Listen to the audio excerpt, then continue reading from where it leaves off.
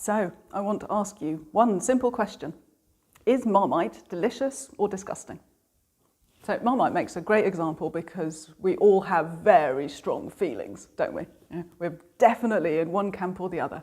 Yeah, this is delicious, this is horrible. Seems simple, right? So, now we need to examine what is it that makes Marmite delicious or disgusting? So again, we think there's a very simple answer to that question. We're like, well, the ingredients. Yeah? It's Marmite that is delicious or disgusting, right? Then how is it possible for two different people to have different views?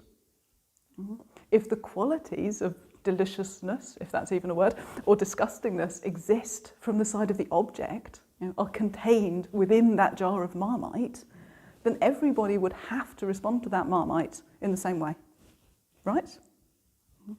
So where do those qualities exist?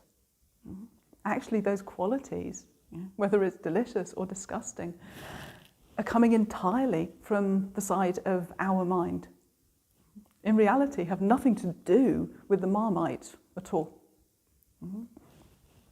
So this is, it may seem very simple, but actually if we really got this, I think it would make a huge difference to our lives, because actually so much of our conflict with others comes from feeling that our way of seeing things is the only correct way. When you like a piece of music, well, it's because the music's good, isn't it? And everyone who doesn't share our opinion is therefore obviously wrong. That doesn't do a huge amount of harm when it comes to music, although some people can get pretty upset. But that can create a lot of conflict when it comes to other matters.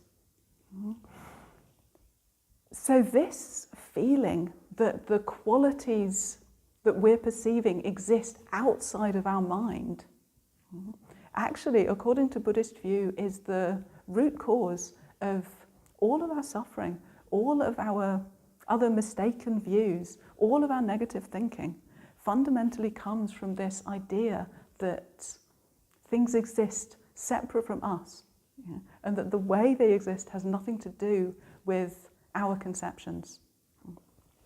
In this book, How to Understand the Mind, Geshe Kelsang Kunden says, the defining characteristics of an object do not exist from the side of the object, but are merely imputed by the minds that apprehend them.